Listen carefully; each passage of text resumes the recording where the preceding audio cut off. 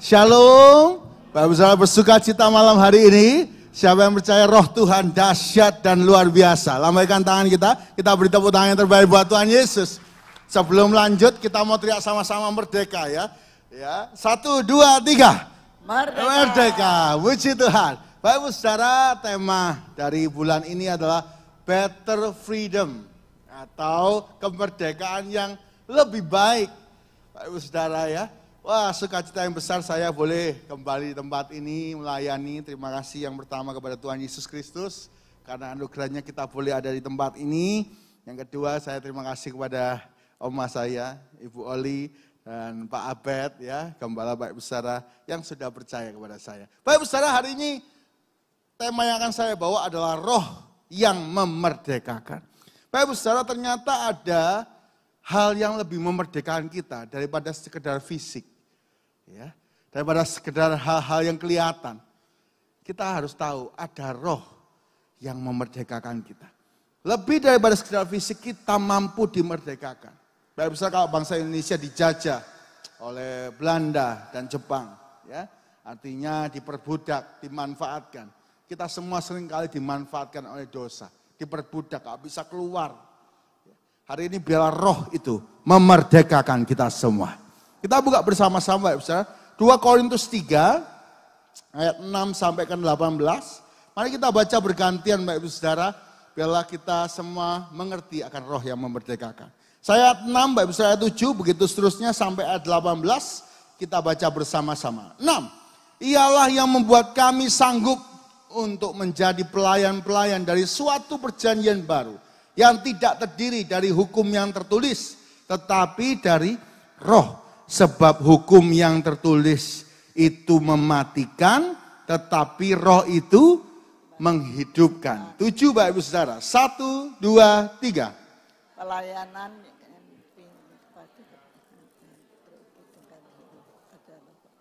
namun demikian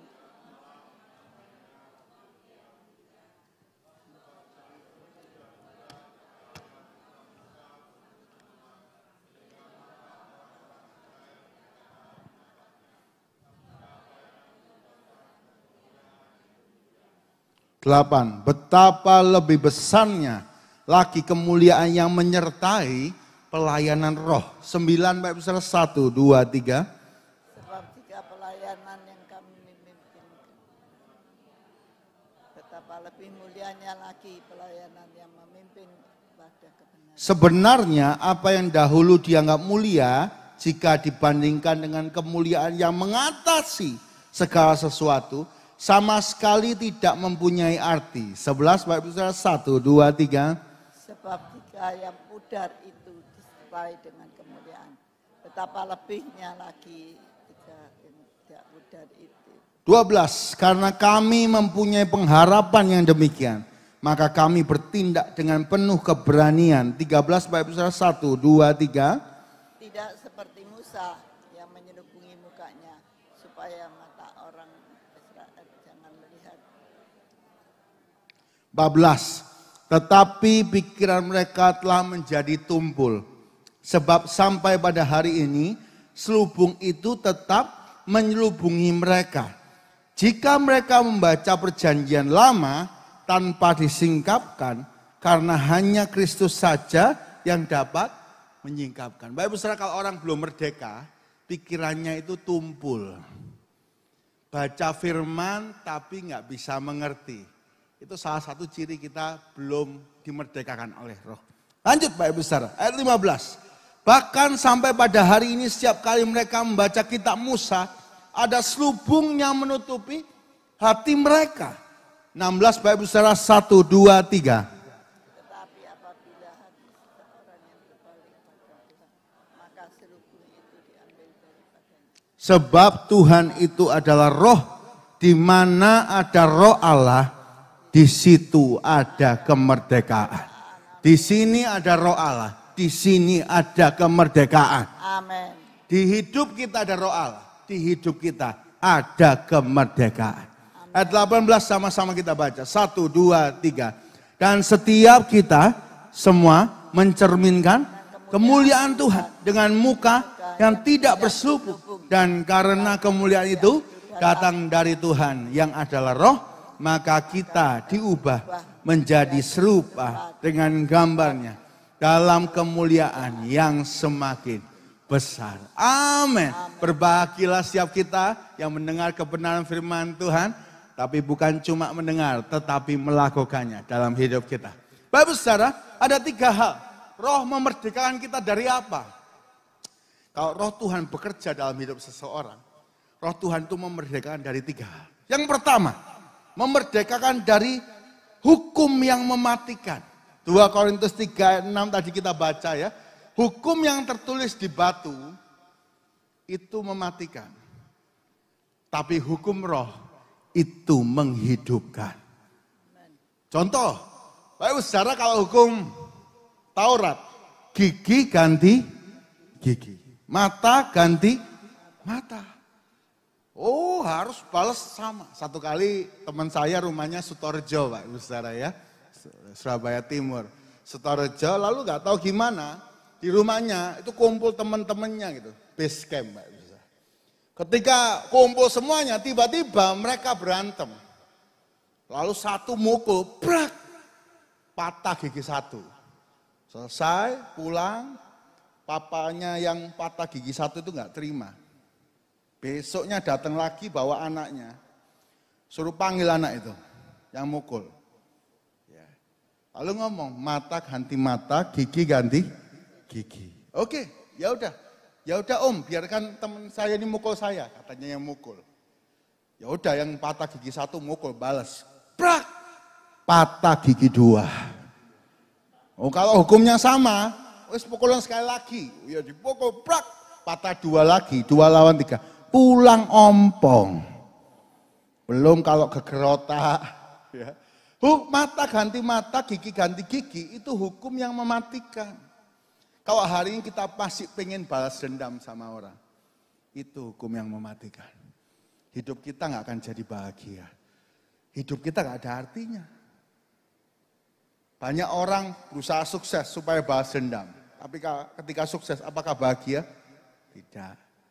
Saya berdoa Bapak Ibu semua sukses dan bahagia.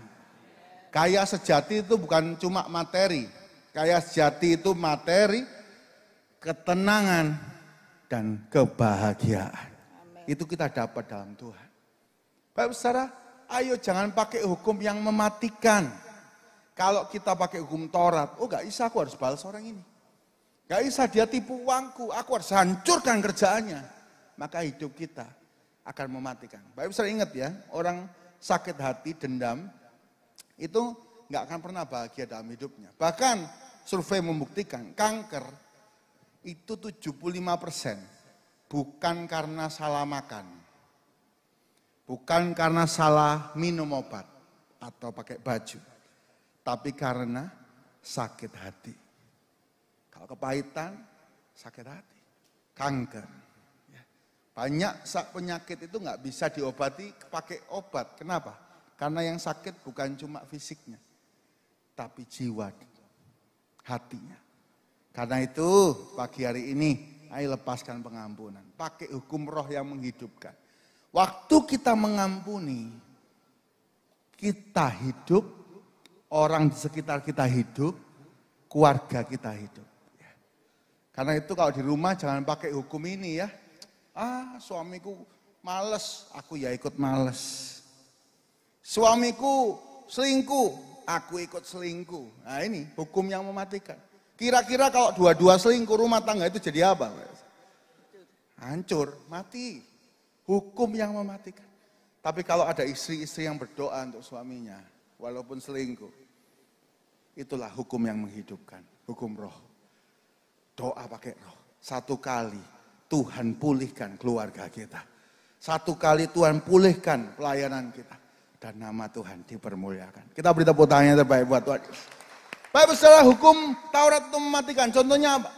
Wanita yang berzina harus dihukum mati. Wah, Bapak Ibu saudara, wanita ini ketahuan berzina, diajak semua hukum Taurat.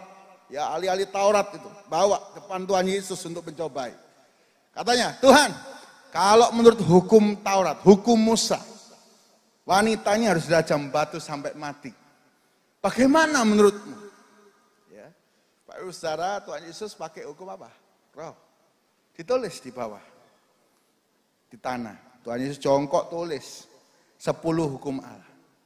Lalu ngomong, siapa yang nggak berdosa melanggar 10 hukum ini, lempar batu pertama.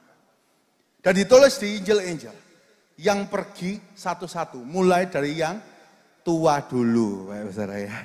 Yang tua dulu. Kadang kalau kita semakin tua kita tahu kita semakin banyak salah. Sadar ya. Oh aku paling banyak, aku gak layak lempar batu. Satu persatu pun pergi. Apa kata Tuhan kepada perempuan ini? Bukan, oh terus berbuat dosa, bukan. Pergilah. Aku pun tidak menghakimi engkau. Dan jangan berbuat dosa lagi. Hukum roh itu ngasih kesempatan. Semoga kita bukan orang yang menghakimi orang lain. Tapi kita mendoakan. Saya berdoa, gereja, jemaat kasih, GB jemaat kasih. Diberkati, menangkan banyak jiwa. Jiwa yang mana? Jiwa yang berdosa. Pak Ibu Saudara, saya berdoa Pak Ibu Saudara bisa terima. Kalau satu kali ada ya, PSK, pekerja seks komersial, open BO terus. Satu kali datang gereja, pengen kenal Tuhan. Saya berdoa Pak Ibu Saudara tidak menolak, tidak menghakimi. Ada amin. Nah, ibu-ibu jangan ngerasani, oh, kelihatan gini. Bapak-bapak jangan ngomong, oh minta nomornya. Ada nomor pesen. Gak usah ado-ado di sini ada loh, Pak Ibu Saudara salah ya. Ayo kita semua pakai hukum roh. Hukum roh itu memerdekakan orang. Harusnya orang datang gereja beban dosanya banyak. Waktu datang gereja dijamah Roh Kudus, dia tahu dia salah. Tapi dia tahu roh itu memerdekakan dia. Sekarang dia boleh dekat sama Tuhan, ketemu Tuhan dan punya hidup yang baru. Merdeka. Bapak Saudara, hari ini ayo kita semua merdeka. Katakan sama-sama merdeka. 1, 2, 3, merdeka. Bapak Saudara, kita belajar dari Petrus. Petrus ini yang adalah tokoh bahwa kita ikut Tuhan gak boleh nyerah. Jangan nyerah. Sehebat apapun dosa kita, ayo bangkit lagi. Bapak Saudara, Petrus ini hebat, suka bicaranya cepat. Satu kali pernah dipuji Tuhan. Menurut kamu siapa aku Petrus? Engkau Mesias Tuhan. Ya? Oh ya, diberkatilah engkau. Tapi satu kali dia pernah diomong iblis sama Tuhan. Ketika Tuhan mau disalib, Petrus berkata, jangan ulah itu daripadamu. Tuhan Yesus berbalik pada Petrus, enyahlah engkau iblis. Ya. Petrus itu menunjukkan apa? Rohani orang itu kadang naik turun.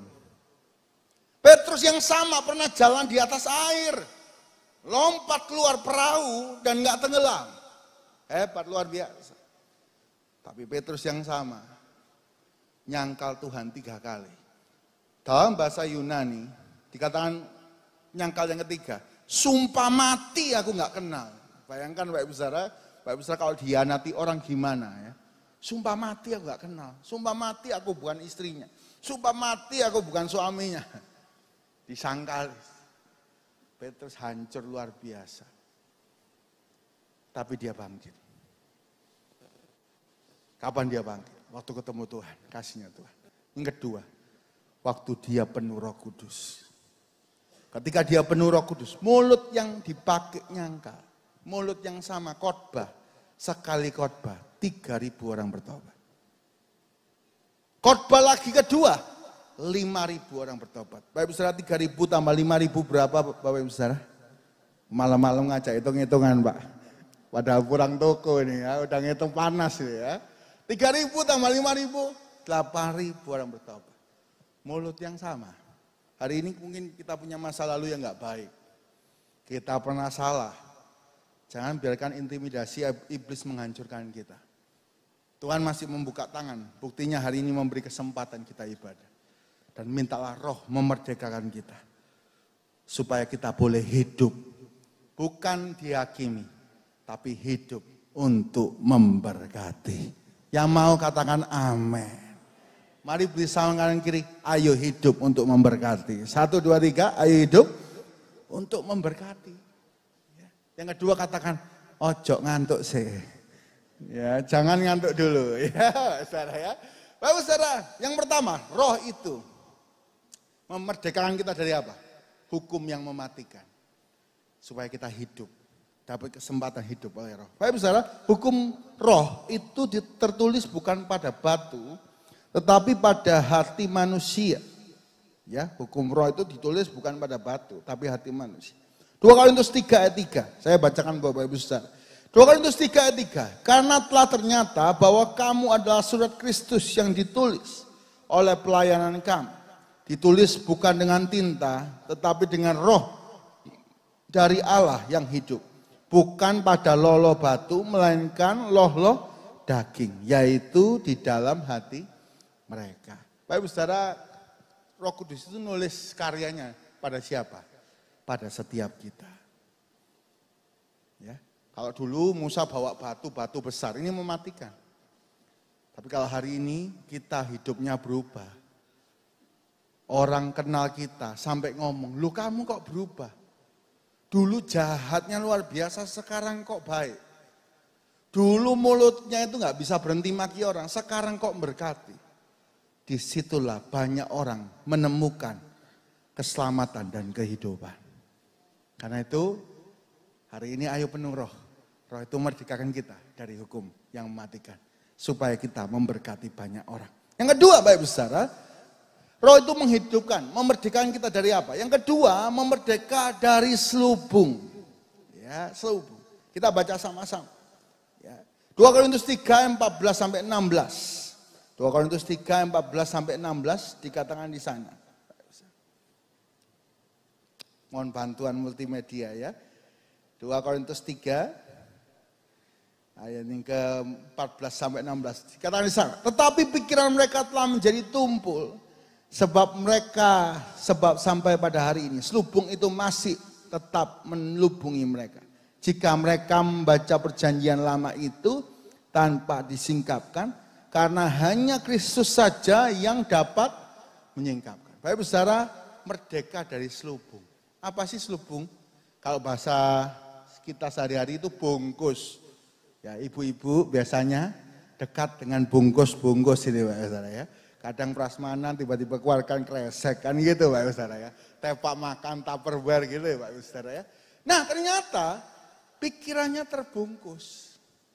Kita kalau tanpa Roh Kudus, kita masih punya selubung. Pak Ibu saudara seperti ini ya, tisu ini ya. Saya kasih ini di depan mata saya. Lalu saya lihat layar sebesar ini, saya lihat dari dekat gini. Saya bisa baca gak Pak Ibu saudara? Gak bisa. Apa ini gak kelihatan? Padahal saya berusaha baca, saya renungkan, saya kasih waktu berjam-jam, saya pengen baca ini, tapi saya gak ngerti. Itulah kalau kita tanpa Roh Kudus. Kita tanpa Roh Kudus gak ngerti firman.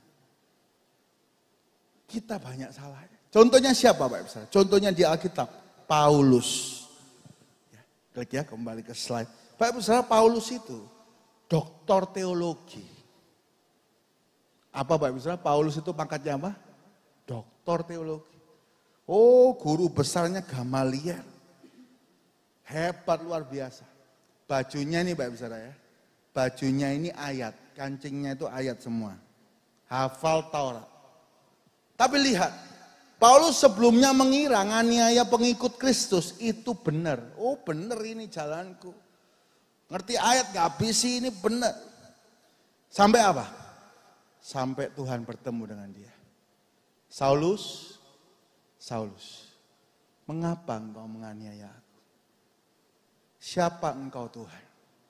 Aku Yesus yang engkau aniaya. Maka apa yang ditutup sama Tuhan? Matanya, buta.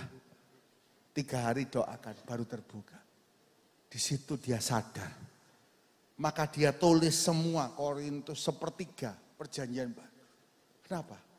Karena selubung itu terbuka. Dia jelaskan, ya artinya semua di perjanjian lama tentang Kristus. Hari ini kalau kita punya Roh Kudus, baca firman itu ngerti. Katakan amin. Ya, Bapak Ibu saudara, saya tahu paling berat itu baca imamat ya Bapak Ibu saudara ya. bilangan, imamat, terus mulai angka-angka ya. Maka ini memperanakan ini memperanakan ini memperanakan ini. Ini mulai angka-angka, oh lebar kemah itu berapa Pak Saudara ya. Kita kadang nggak ngerti, firman itu kadang membuat kita nggak ngerti. Tapi begitu Roh Kudus itu buka, kita itu tahu isi hatinya Tuhan. Baik Saudara, gimana kita cocok sama hatinya Tuhan? Kalau kita pakai roh kita, roh dunia, kita nggak akan pernah cocok sama Tuhan. Tapi kalau kita dipenuhi Roh Kudus itu buka selubung pikiran-pikiran dunia. Kita cocok sama hatinya Tuhan. Saya berdoa kita semua cocok sama hatinya Tuhan. Kita sering nyanyi itu ya. Buka mata hatiku, buka mata hatiku, ku mau memandangmu. Bapak Saudara beneran, hati kita ini bisa terselubung. Nggak ngerti. Tapi begitu Roh Kudus bukakan, paham. Oh ini maunya Tuhan. Oh ini cocok sama Tuhan. Oh salah ya selama ini. Bapak Saudara 2 Korintus 7 berkata, siapa bersatu dengan perempuan menjadi satu daging dengan dia. Siapa bersatu dengan pria itu menjadi satu daging dengan dia. Tapi siapa mengikatkan diri kepada Tuhan menjadi satu roh. Kalau kita satu roh sama Tuhan, kemanapun kita bergerak, Tuhan ngajak kita bergerak, kita maju sama-sama. Dan perkara dahsyat, mujizat, pasti terjadi. Kita beri tepuk tangan yang terbaik buat Tuhan Yesus. Bapak Ibu Saudara, kekristenan adalah pelayanan roh yang membuka selubung. Bapak Ibu Saudara, pelayanan kita bukan cuma skill ya. Oh, WL harus skillnya bagus, harus. Tapi bukan cuma skill. Di atas itu, pelayanan roh. Pemain musik, saya senang ya kalau datang sini pemain musiknya, present worshipnya disiapkan begitu bagus ya. Wah enak main musik, bagus, luar biasa. Ya. Tapi di atas skill kita, harus kita tambah apa? Pelayanan roh. Gimana lewat pelayanan kita, selubung mata orang itu dibuka. Semua pelayanan, baik asyir, baik misalnya banyak orang menghina asyir ya. Oh apa Pak, semua orang bisa salaman-salaman, ini aja senyum shalom, siapa yang nggak bisa. Baik misalnya saya beritahu ya, salaman di depan itu capek luar biasa. Khotbah sama salaman, mungkin capek salaman. Oh salaman shalom, apa kabar, nginget-nginget namanya, siapa ya. Pas lali, siapa ya Taci. Baik misalnya pernah ya, salah nyebut ya. Wah ini ibu ini ya. Bukan, waduh Bapak Saudara ya, salah fatal ini sudah. Saudara satu kali saya lagi di kelas teologi ya, waktu sekolah. Dosen saya itu cerita, jangan remehkan asyir. Asyir itu pintu masuk ibadah. Kalau di depan penuh urapan, yang di sini naik langsung angkat. Langsung angkat. Tapi kalau yang di depan enggak penuh urapan, oh semua kuasa bisa masuk. Ya, satu kali dosen saya pelayanan asyir. Dia salaman gini Pak Saudara, jemaat baru. Dia salaman gini, des, tiba-tiba sininya hitam semua. Kayak pasir, des gini Pak Saudara. Lalu dia hapus sebelum semua orang lihat. Ya. Sebelum semua orang lihat dia hapus gini. Lalu orang itu masuk. Setelah masuk, selesai ibadah diajak ngomong, Pak tadi saya salaman sama Bapak.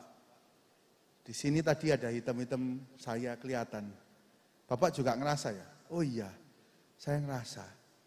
Semua beban saya, semua kuasa yang mengikuti saya itu lepas. Saya masuk hadirat Tuhan, itu ringan. Saya nyembah Tuhan. Oh beri tepuk tangan yang terbaik buat Tuhan Yesus. Artinya apa? Kalau salaman di depan, penuh urapan. Orang masuk itu sudah siap untuk nyembah Tuhan. Satu kali, misalnya di sekolah teologi, itu gak banyak yang jadi penyembah dalam roh. Biasanya mereka skill aja. Ya, sekolah teologi kalau gak dibarengi dengan penyembahan jam-jam doa, jadi ahli Taurat. Ya. Misalnya setiap hari kita ibadah di chapel. Ya. Selasa, Rabu, Kamis, Jumat kita ibadah. Setiap Jumat kita penyembahan kayak karismatik seperti ini. Tahu apa yang terjadi? Kalau setiap Jumat banyak semua orang itu datang ibadah sambil ngomong. Ini penyembahan di depan, ngomong sama temennya, bahas tugas. Wah jadi rame sendiri, khotbah ngantuk. Sampai satu teman saya mimpin pujian. Dia mimpin pujian. Vokalnya biasa. Tapi kita kerasa kok. Bapak saudara pasti bisa ngerasa orang penuh urapan apa enggak. Masuk chapel, berhenti semua. Diem. Masuk siap untuk menyembah. Selubung itu dibuka. Selubung masalah, selubung ingat tugas. Mungkin ibu-ibu selubung ingat kompor mati belum.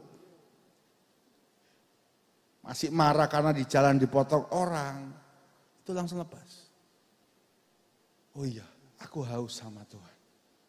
Aku harus nyembah Tuhan. Itu pelayanan roh. Bapak saudara dengar baik-baik hari ini. Kita melayani bukan dengan cuma skill dan fisik. Tapi dengan roh. Waktu skill kita beserta dengan roh. Pelayanan kita dahsyat. Luar biasa. Tuhan dipermuliakan. Beri tepuk tangan yang terbaik buat Tuhan Yesus. Karena itu ya Bapak Saudara ya, kalau kita penuh roh, selubung itu dibuka. Ya, selubung. Satu kali saya lihat video di TikTok Bapak Saudara. Video ini tentang seorang jenderal setan, gereja setan bertobat. Ya, Bapak Saudara ketika jenderal gereja setan ini bertobat, dia saksi ya. Kalau biasanya masuk, orang gereja setan masuk itu bukan pas praise and worship. Tapi pas khotbah. Ya. Kenapa? Karena waktu praise and worship ada kuasa. Nah kalau khotbah, dibuat semua ngantuk. Supaya nggak terima. Selubung. Saya berdoa kita semua dibuka selubungnya. Ngerti kebenaran. Dan yang ketiga Bapak Ibu yang terakhir. Roh Tuhan memerdekakan kita dari apa? Satu, merdeka dari hukum yang mematikan. Tuhan gak hakimi kita. Tuhan ingin pulihkan kita lewat Roh Kudusnya. Yang kedua, memerdekakan kita dari apa? Selubung. Sampai Roh Tuhan itu membuat kita mengerti. Hatinya Tuhan cocok. Yang ketiga, Roh Tuhan memerdekakan kita menjadi serupa dengan gambarnya. 2 Korintus 3 ayat 18 Bapak Ibu. Dikatakan di sana ayat-ayat terakhir kita ya. 2 Korintus 3 ayat 18. Dan kita semua mencerminkan kemuliaan Tuhan dengan muka yang tidak berselubung. Dan karena kemuliaan itu datangnya dari Tuhan yang adalah roh, maka kita diubah menjadi serupa dengan gambarnya dalam kemuliaannya. Bapak Ibu Saudara, kalau kita penuh roh, semua belenggu lepas. Kita bisa jadi serupa gambaran Allah. Dosa itu ngikat kita. Sebagai penutup, Bapak Saudara, kemarin saya pelayanan doakan rumah baru salah satu jemaat. Pindah daerah Babatan, Kenjeran. Ketika saya masuk ngobrol, ia saksi. Pak Ishak, saya mau saksi. Oh ya silakan. Pak, suami saya ini, ada suaminya di situ. Dulu itu paling seneng dugem. Ya, bukan bugem ya, bugem itu bu gembala. Kalau dugem itu dunia gemerlap. Dugem, senang dugem ateis, gak mau gereja-gereja. Marahan. Ya. Dan semua keras, suka judi bola. Cerita. Suka judi bola sampai habis, sampai uangnya itu minus 2,8 M. Papanya juga lari, ninggalin utang. Hidupnya kacau. Sampai satu kali diajak terus. Saya sama kakek saya ngajak terus. 4 kali ketemu, 4 kali makan diajak. Datang gereja. Suka ke gereja. Gak tahu kenapa.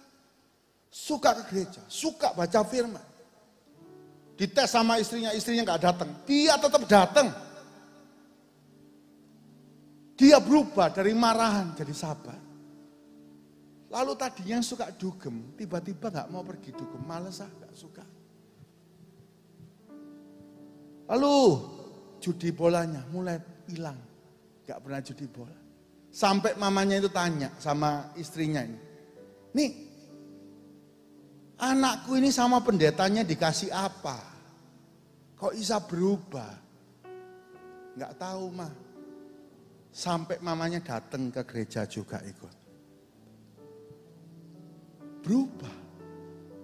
Sampai Tuhan pulihkan ekonominya. Baik saudara, kalau rohani kita berubah. Hidup kita berubah. Dari minus 2,8 Tuhan ubahkan nasib. Dia buka toko sepeda 2019. Dan WHO berkata, yang olahraga yang boleh itu cuma sepeda. Baik saudara, dari minus 2,8 dia hari ini bisa beli rumah 4,5 M. Dia ngomong, Pak, Bapak masuk rumah ini rumah berkat. Roh itu membuat kita bisa serupa dengan Tuhan. Kita bisa terikat judi bola, kita bisa terikat suka dugem, kita bisa terikat suka pornografi, suka yang gak baik. Tapi kalau roh Tuhan jamah kita merdeka. Kita bisa serupa dengan Tuhan. Bila setiap kita merasakan roh Tuhan menjamah kita. Dan menjamah, memerdekakan kita. Tuhan berkati kita semua.